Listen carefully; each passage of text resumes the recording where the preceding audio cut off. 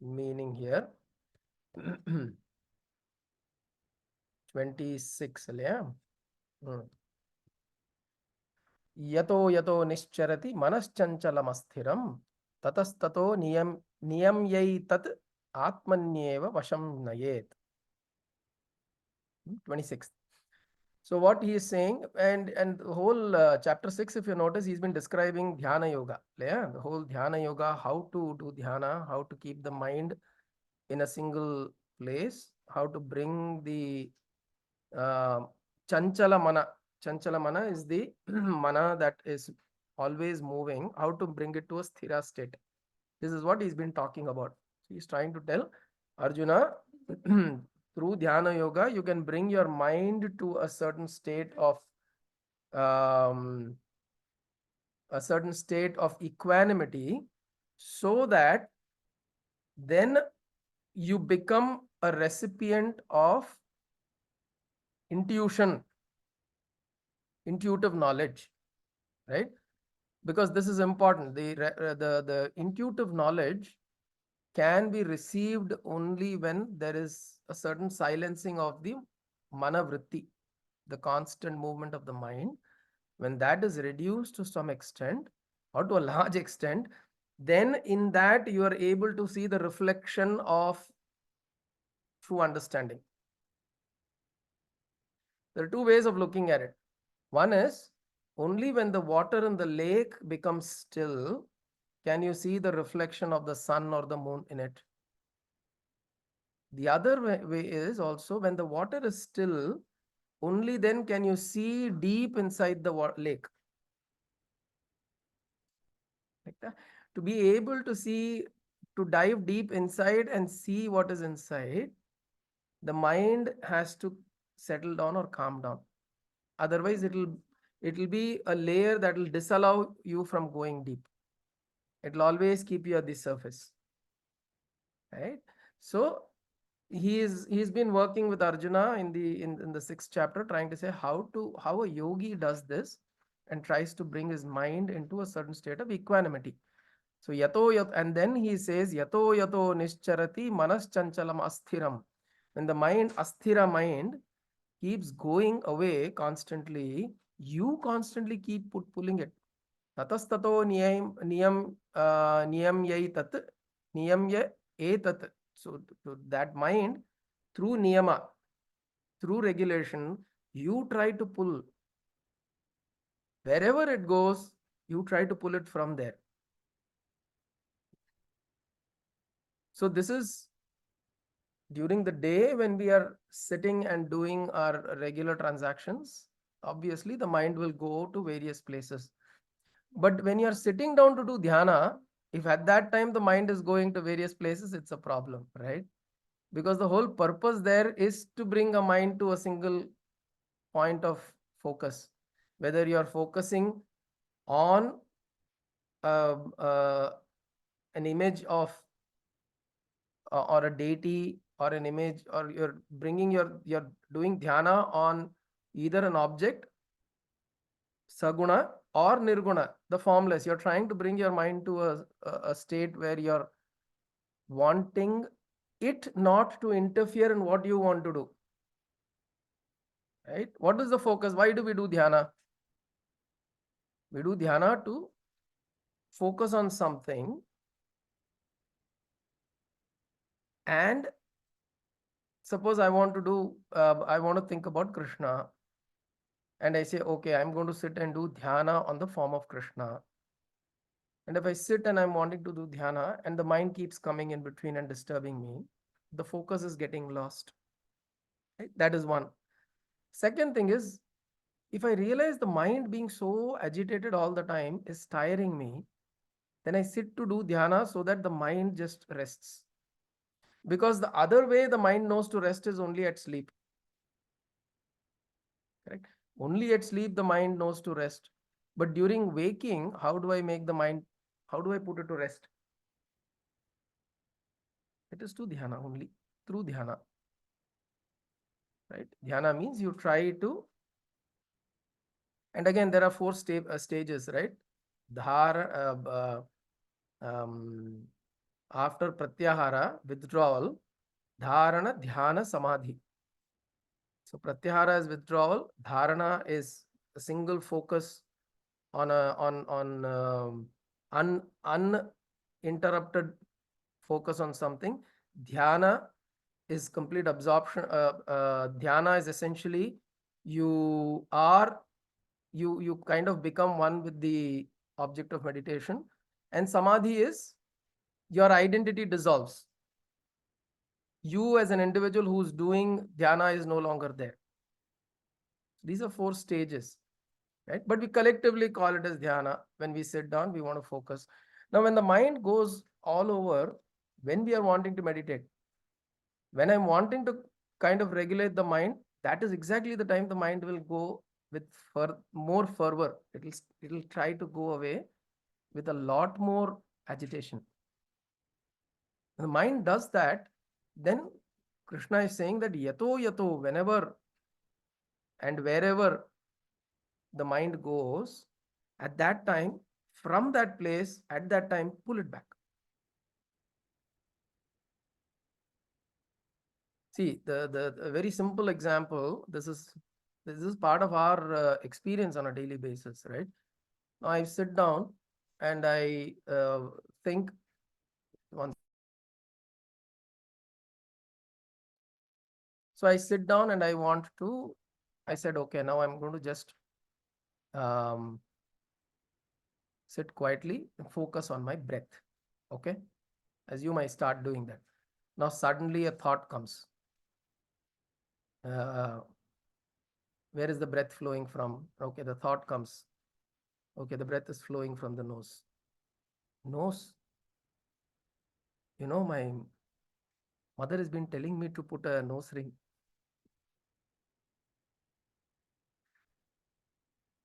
So then from the nose ring, then the thought will go.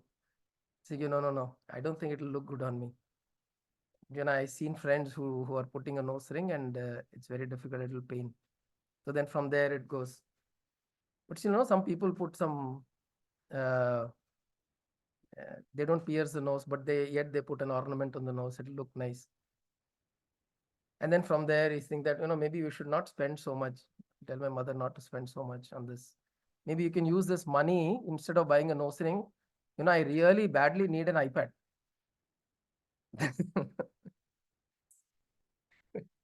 And the mind goes to the iPad.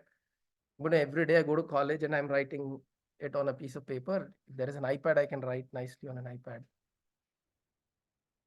Slowly it'll develop. Now, where did you start from? You started from focusing on your breath, and now you're thinking about iPad and your college, and then you think about your college friends, your college teacher. Now, what will happen is if we don't monitor where my mind is going, it can end up going completely random places. And then suddenly, when you become aware that you would have figured out that it's traveled so much that you've lost focus on where you were. And then suddenly, oh my God, where was I? I was thinking about the breath. I was focusing on the breath, right? That is what Krishna is saying. So whenever this happens, always bring back. So the point he is saying is now don't let the mind go from the breath to the nose ring, to the iPad, to the college, and so on and so forth. When the focus goes from the breath to the nose itself, you immediately pay attention. Bring it back. Bring it back. So have an aspect of you. Hari Om Saujima. Hari Om Guruji. Hari Om Kanna Hari Om. So whenever there is, so make sure this aspect of you is there that is also watching what you're doing. Otherwise, we end up doing mindlessly. We'll do meditation. See, we go sit into meditation and we become mindless. We started off with something, we end up doing something else. So that attention. There was a movie called Tiya Irkono. What is that called? Kalpakaranda Takkuன்னு சொல்லிருப்போம் அந்த படம் பேரு. தீயா இருக்கணும் Kumar. Tiya. Correct. Mama Kalpaka will be proud of you.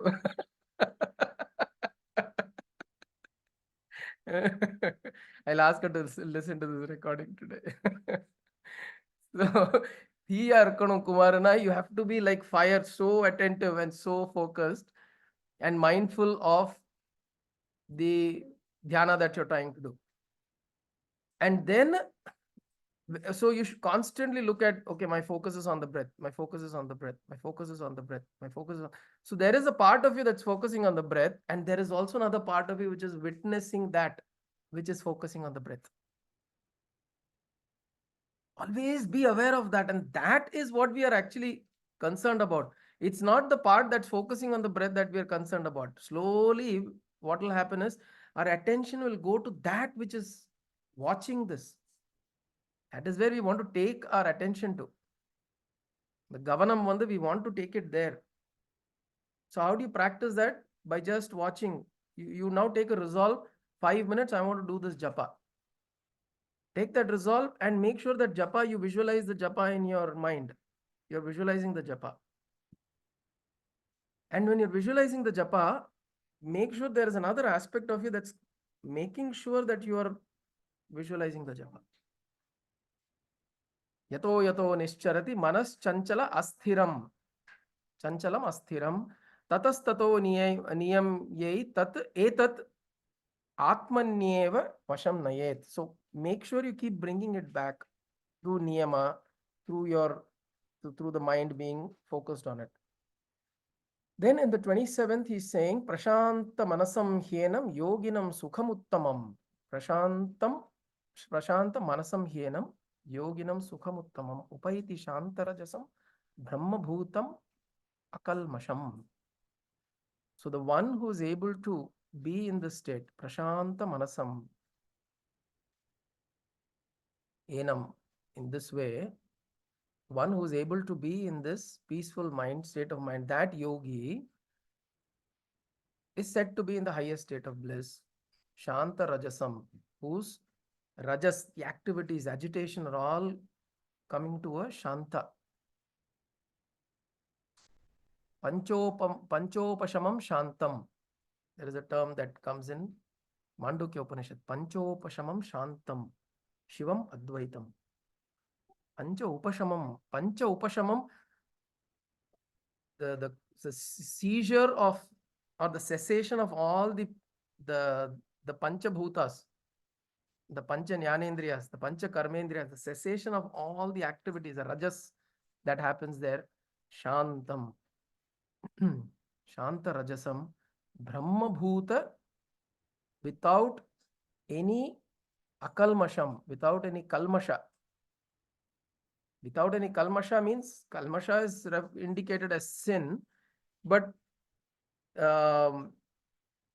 what it means is, you, in that state, you transcend papa punya. You are not transacting and you're trying to fight between, is this the right thing am I doing, is this the wrong thing, should I do this, should I do that. You're not transacting and you're not trying to evaluate that. In the state of shanti, that yogi, he is he's filled with the realization of Brahman, filled with that realization. And this can happen. So this will happen. There are times when you meditate, for a matured meditator, as you keep meditating, at some points you will have points in your meditation when you will hit this. And then again you will come back. You will come back to normalcy. You will come back to regular day-to-day transactions. And you will want to go back there. You'll think that, Ayo, next time when can I meditate? When you come out of that, a lot of times you will see, you probably, if you just, after you come out, you try to immediately go back in a little while, you may not be able to go back. Right? It'll again, that build up time, the energy to build up will again restart. So then the interest, the ruchi to go back then immediately will not be there. So you need a period of this yearning that needs to build. Right? This I want to go back to that will slowly build up again, and then you will go back into that. And this keeps happening. This keeps happening as a cycle. But slowly we start enjoying the joy of that meditation, the joy of that prashanta manasam. Right? The moment we enjoy the joy of that, then we try to we stay in that. So the yogis are able to be in that state. He's saying yogis are able to be in that state. So can you. It's not very difficult. I mean, Krishna, Arjuna will say it is easier said than done. He'll say that. Chumma neenga paattukku sarvasadharanam, you're just saying, அதெல்லாம் ஒன்றும் பெருசா, there's no problem. You sit down, meditate, close your eyes. So he'll say the next few shlokas or so, he will say, Bhagavan, it's so easy for you to say, but it's not easy to control. Next, here he says 28, Yunjannevam sadatmanam yogi vigata kalmashaha. Now, this yogi who is in the state of self-controlled means he is he's so his now identity is kind of dissolved from this individual entity, and the mind is on Paramatma. The mind is so absorbed, and this happens in Kirtanam, Sankirtanam also. Right? It happens in there's this overflowing bhakti. When your mind is fully filled with the thought of your Ishta, at that time also this can happen. When all your thought is about that.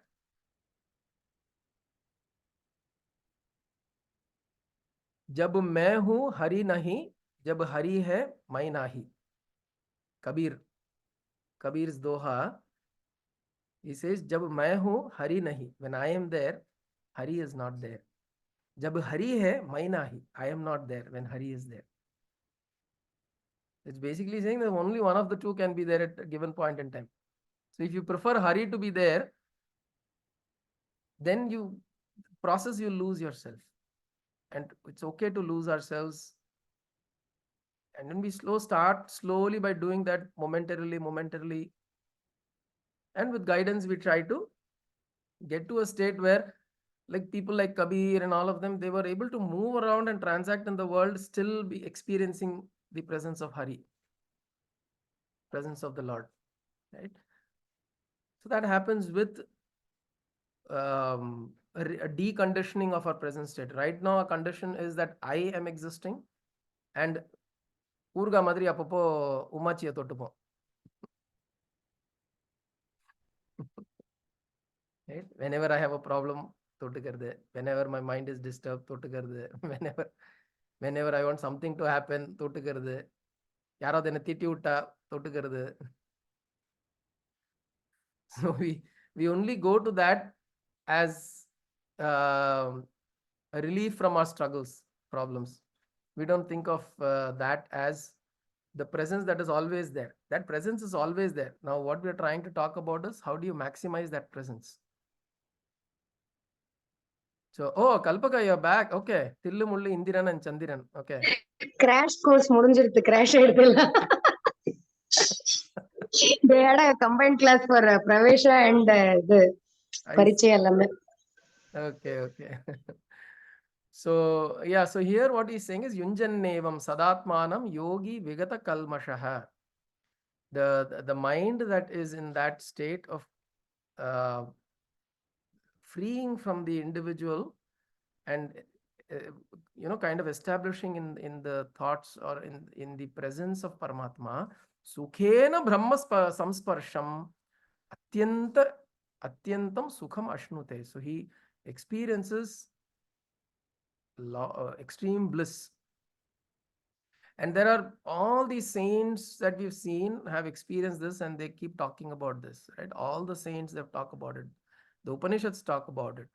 The masters, gurus, and all of them talk about it. So there are so many people who talk about this. They talk about this in the Hindu religion. They talk about the Christian religion. There are Sufi saints who talk about it. There are Buddhists who talk about it, which means it's a state that is possible. The state of this ultimate joy is possible. All we need to do is invest that time within us to get to that. Sarvabhutasthamatmanam sarvabhutani chatmani ikshate yoga yuktatma sarvatra samadarshanaha. This one is, he is now saying, he is now taking us to the state of where the yogi is, or the jnani is. And this is very difficult for us to imagine. Intellectually, to imagine, it's a little difficult. But he is trying to say here, the one who sees me in everything and everything in me, or he sees all the living beings in God and God in all living beings. There is an equivalent shloka, there is an equivalent this thing in Ishavasya Upanishad, if you remember, right? The Sarva Bhuta, no. Yastu Sarvani Bhutani Atmanyevanupashyati Sarva Bhuteshu Chatmanam Tatona Vijugupsate. Yastu Sarvani Bhutani Atmanyeva Anupashyati. One who sees me in all Bhuta and all Bhutas in me. Sarva Bhuteshu Cha Atmanam Tatona Vijugupsate. That is, he says that. And then he also, in Ishavasya Upanishad, the Rishi also says, Yasmin Sarvani Bhutani Atmanyeva Atmaiva Bhut Vijanatah. Atmaiva Bhut Vijanatah. Tatra ko shokah, tatra ko mohakah shokah. Ekatvam anupashyatah. He sees one everywhere. He sees the only that one thing that is existing everywhere. Ekatvam anupashyatah. So he's saying the same thing here. Sarvatra samadarshanaha. Everywhere he sees this. Which means if you're watching, if you're seeing through, if you see through a prism, if you see light, white light through a prism, on the other side, what happens? You see the Vibgyor colors. Correct? Those who have done this experiment in school in physics. You'll have a prism and there'll be white light that will come. On the other side, you'll have a sheet, white sheet, on which you will see 7 colors, which means what has happened? This prism has now refracted the light into 7 colors. So right now we are experiencing 7 colors, which means we are experiencing the different variety of this world.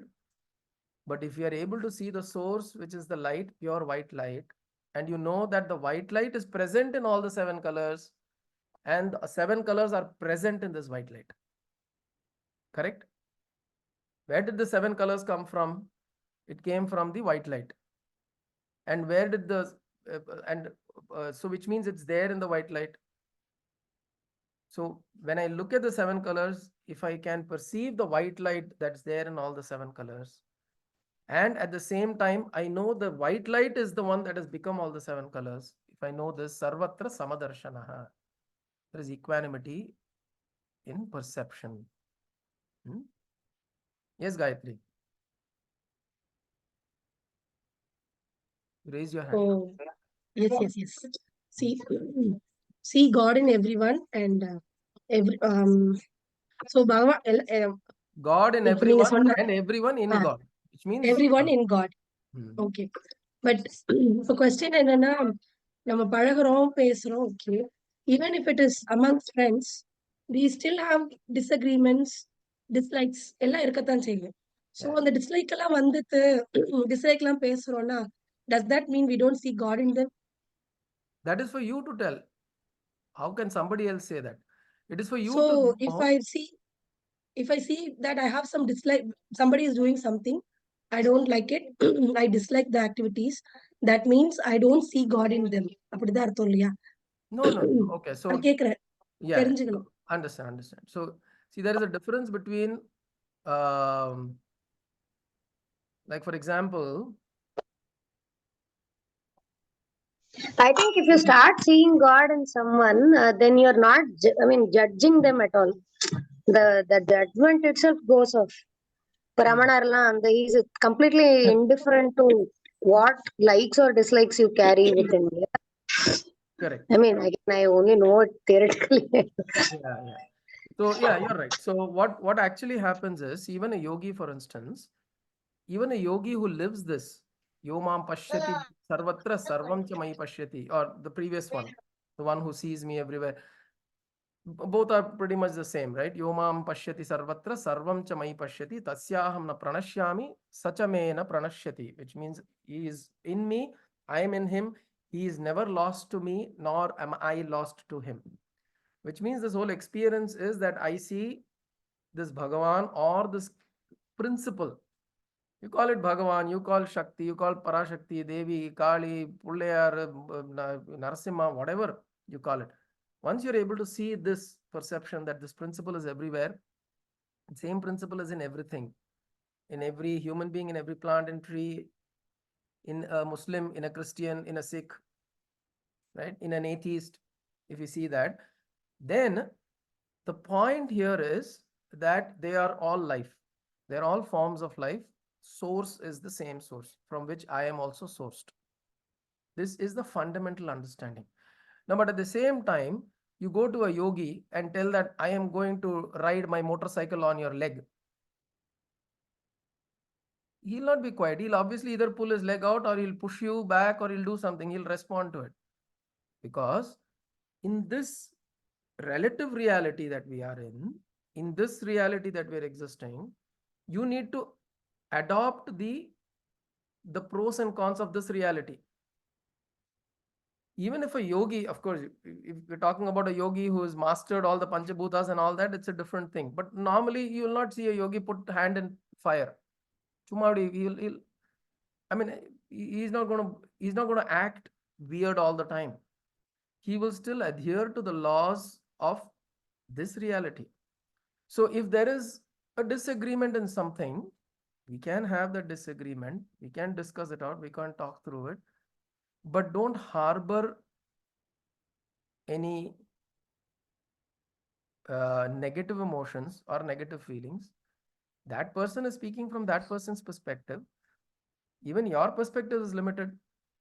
This is an understanding we need to have. My perspective is not the only perspective. It's my perspective. In fact, there is a person called Devdutt Patnaik. I don't know if you've heard of him. He's yeah. So Mythological stories. Lots he of works in an organization and he's got a title that he's given himself called as Chief Belief Officer. So he writes a lot of that stuff. Now what he did was he wanted to write a commentary on Gita. So and he called it My Gita. And nobody can challenge him. So he'll say My Gita. I'll say whatever I want. And you can go and argue with him. You can go, no, what you're saying is wrong. Adi Shankara's commentary is this. Ramanuja's commentary is this. Madhvacharya's commentary is. You can say that's fine, but this is my Gita. So perspective, right? The same, you're taking the example of these three people. Adi Shankara had a perspective. Ramanuja had a perspective. Madhvacharya had a perspective. You can be in difference, but don't differentiate. See, it's a very, very thin line between having difference between opinions versus differentiating somebody because they carry an opinion. Right? We tend to do this, right? We differentiate. We say, oh, no, those people, they don't understand. Oh, they talk this thing. They talk Shunyavada. They talk Mayavada. They talk this thing, that thing. You differentiate people. And even in philosophies, a lot of differentiation happens based on philosophies. In Visishtadvaitam also, there is Tengalai, Vadagalai. The differentiation. There are differences in opinions. Yes, for me, this suits better. This works better for me. I mean, I don't agree to what you're saying because from the place where I am, it doesn't seem to make sense. It works for you, works for you. This is what he's saying. Now, what Bhagavan Krishna is talking about is being inclusive. Now, underline this word. This is very important. In the spiritual field, in spiritual seeking, it's very important to recognize, are you inclusive? Inclusive means you can have a particular faith, a particular following, a particular discipline. But are you inclusive of somebody else who's got a different faith, a different following, a different understanding? Are you compassionate? Do you have that inclusivity that you're experiencing? Then you're on the right path. Right? So difference can be there. You can discuss, you can, in fact, Vidvat Sabha Nadakume, that day we spoke about it, right? A lot of monasteries and lot of ashramas, they will encourage Vidvat Sabha. Come debate. So that this jnana vriddhi, knowledge is brought out. Somebody will bring some interesting points, some vivada, so there'll be a vivada, prativada, there'll be the discussion that will go. It'll be very, it'll be very interesting to hear. In Shankara Madam, it happens. In Sringeri, particularly, very, very regularly, there is Vidvat Sabha that happens. All of these people will be Vidvat, Shastravit, what? They'll be Shastravit, which means they would have understood, they would have studied many years of Shastra. They'll come there, sit there and argue, but it will be all in the with the higher intention of jnana vriddhi, which means to grow knowledge. Because when you are in, by winning an argument doesn't mean that in the process you also learned something. See, now you've asked me a question, I'm trying to respond. This whole process, I have also learned something. I have also learned various ways of responding to a question. I have learned a certain different, maybe certain things have clarified in my mind also. So whenever this transaction happens, it is, this is the way we should treat it, right? Or if you find it's going in a way that I've seen people start impressing their point upon you, and if it doesn't make sense a lot of times, it's okay, try to stay away. Say that maybe, right now it doesn't make sense to me. Probably I get what you're saying. I understand it from your perspective. Probably it doesn't make sense to me right now. Maybe in time I'll get it or whatever, and then move out with a little dignity there, right? The cock and bull fight, you should not get in, right? This is no. This is what I'm giving examples. This is what Krishna has told. Krishna சொன்ன அர்ஜுனனுக்கே தெரியாது என்ன சொன்னார்னு. Arjuna himself is running confused. After the war, you ask him later, Vitandavadam, correct. Should not do Vitandavadam. So after the war was done and all that, Krishna himself was wondering, when Arjuna was wondering, Krishna, you told something, during the start of the war, at the start of the war, adu konjam repeat pandrela appadinu. So how can we stand authority for what Krishna said? It's an interpretation. It is a perspective. It is from our own experience. But there are gurus, there are masters, there are acharyas who lived their life trying to understand the truth here. And hence they're able to bring it out to us in some ways, which is why we listen to that and we take that perspective, because that perspective comes from very different level of consciousness that they are in. It's coming from their own experience of what truth is, right? So yomam pashyati sarvatra sarvam cha mai pashyati tasyaham na pranashyami sachamena pranashyati. I do not, the one who is established in me this way all the time, I don't get lost to him, he doesn't get lost to me. We are always existing in unison. Okay. So Gayatri, does that answer your question? Okay. Yes. Okay. I have one more question, but it will take more time. Maybe I'll we'll ask at the end of the session. Yeah, maybe we'll pick it up another time. Okay. So now we'll do the chant of the next few shlokas. Okay. Sarvabhuta sthitam yomam bhajatyekatvam asthitah sarvatha vartamanopi sa yogi mai vartate. So Krishna is continuing to say that one who is established in me and worships me as established in everybody else remains in me, although he is engaged in all activities. We just spoke, right? So this is the way that Jivan Mukta, one who are established in Brahman, in Paramatma, in dhyana, through yoga or through bhakti or karma. For them, activities are not a hindrance. Activities are not hindrance. Activities continue to happen. This presence remains with them. Till that such a point, they have to remind themselves constantly. They have to constantly while the abhyasa is happening, while we practice and while we do sadhana and all that, for a spiritual sadhaka, this may be an intellectual thing. We may have to we may have to remind ourselves every day, that every moment, that oh, Bhagavan is there, oh, Bhagavan is there, Bhagavan is there. But then the one who's established in it through abhyasa, through continuously doing this kind of sadhana all the time, it suddenly it kind of dawn on him, and then it'll always remain. He wouldn't have to remind himself. And this presence that is there will always follow.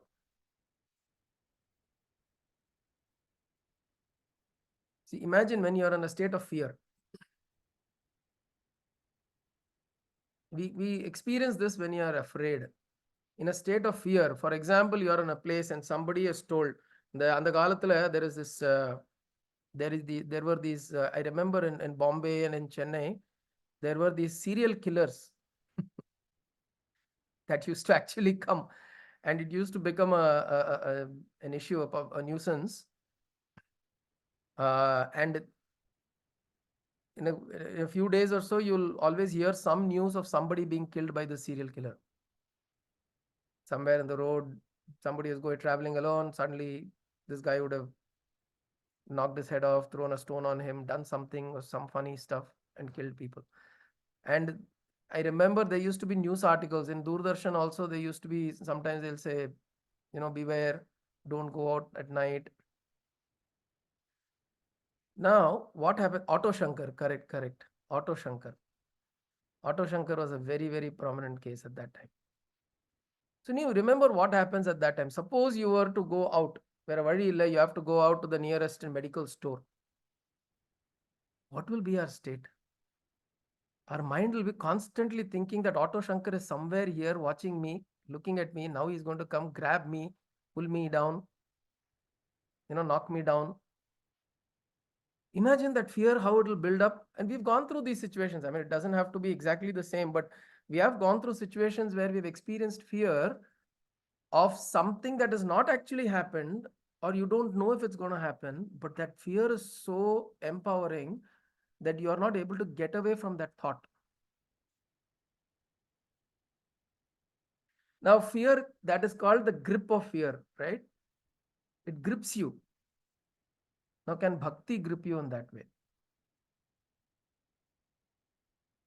Can we practice so much dhyana, so much uh, uh, thinking about, constantly forcing ourselves to think about ishta or whatever form, either a form or in dhyana, or like I said, in the ajna, you sit and you want to constantly, whenever you get time, you do that. In some form or the other, you try to bring your mind to a single pointed place.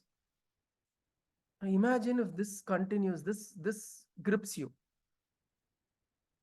When this grips you, then imagine the experience. Wherever you go, it'll be, wherever you go, you get up, you do something, you will constantly feel the presence, because you've practiced presence so much so, you've practiced the presence of the divine right here, right now, so much so that the presence doesn't leave you.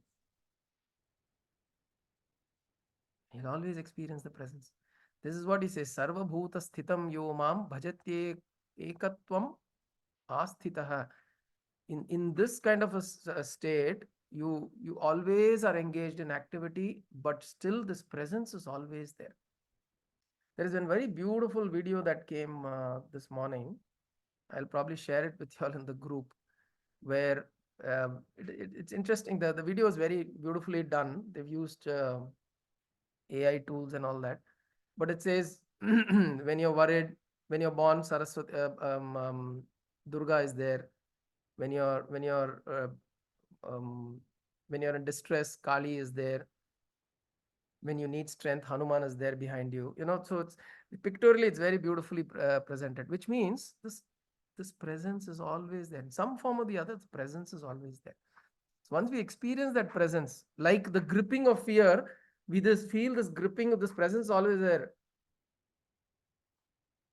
then that's when we see God in everything. Exactly. That's when you see that presence is all pervading and always everywhere.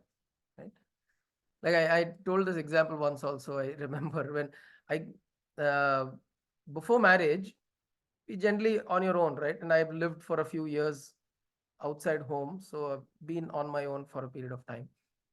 After marriage, suddenly that day I realized somebody is following me all the time.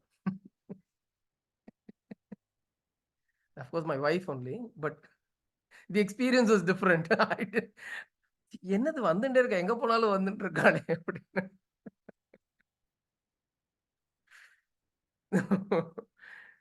That it was a very new experience for me, and I'm sure many of us would have experienced this. But the point is, can you experience the Lord always with us like that? எங்க போனாலும் இருந்துட்டு இருக்கிறார். He's always there wherever I go. Right? I go to sleep, he is there. I get up, he is there. I walk, he is there. I go to the bathroom, he is there. I go to the office, he is there. I go to the playground, he is there. I go for walking, he is there. This, like they say, Ravana and Kamsa were the most blessed because they were so afraid and scared of Ravana about Rama and Kamsa about Krishna. They were so afraid that all they could do just think about.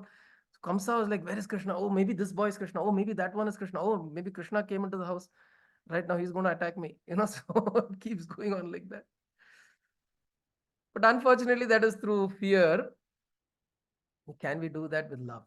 Can we do that, feel that presence all the time? That is what he's saying here. Next one is saying, Atma aupamyena sarvatra samam pashyati yorjuna sukham va yadi va dukkham sayogi paramo mataha. The one who is able to experience everybody's joy and everybody's pain as my joy and my pain. How is this possible? How is this possible? He's saying the yogi, for me, that he is the highest yogi, one who is able to experience everybody's joy and everybody's pain as my own joy and my own pain. How is that possible? That is possible if I am able to know fundamentally that like I suffer, others also suffer. Like I find joy, others also find joy. So when I make myself, I am the same as everybody else. If I get hurt, I get pain. So somebody gets hurt, they'll also have pain. If I am getting what I want, I find joy. Similarly for the other person.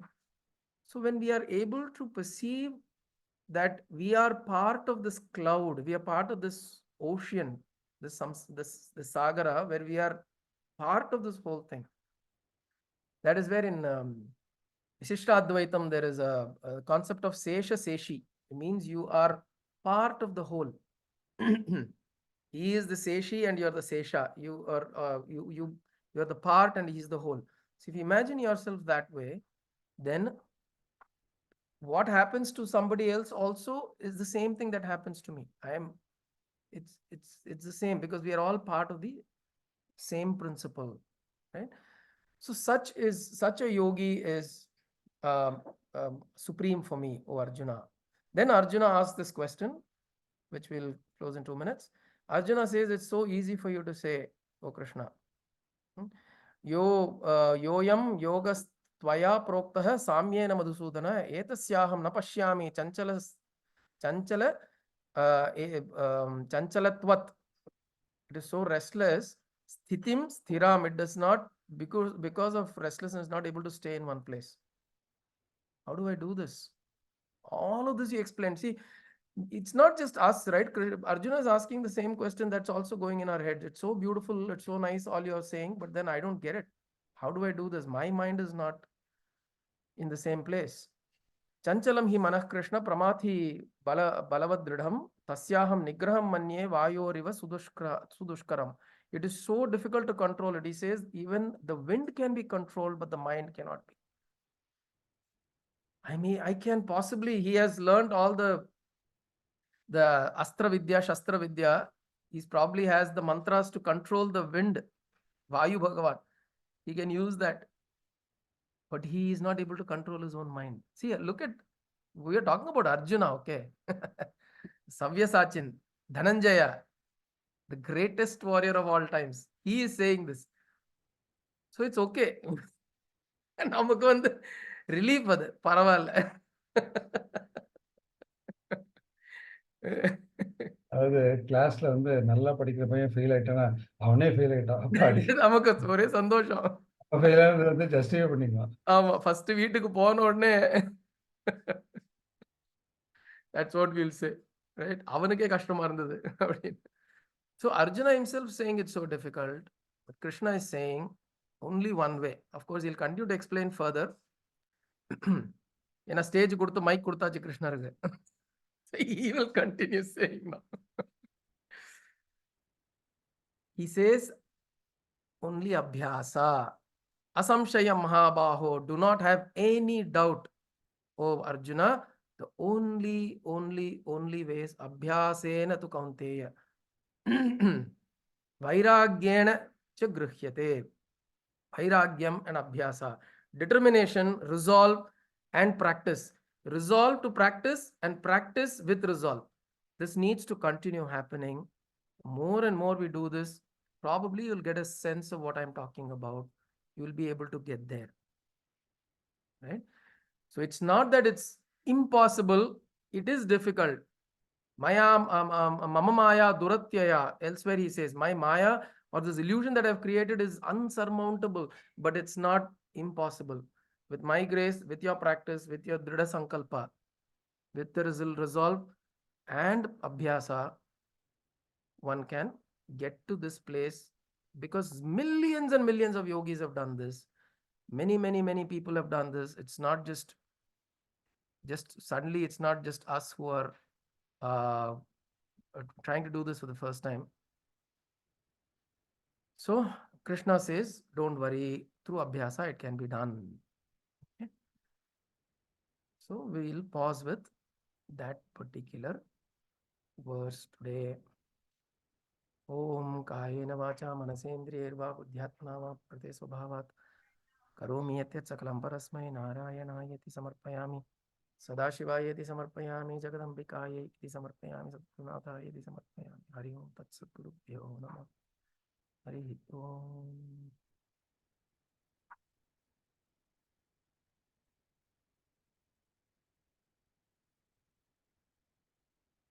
Gurudeva.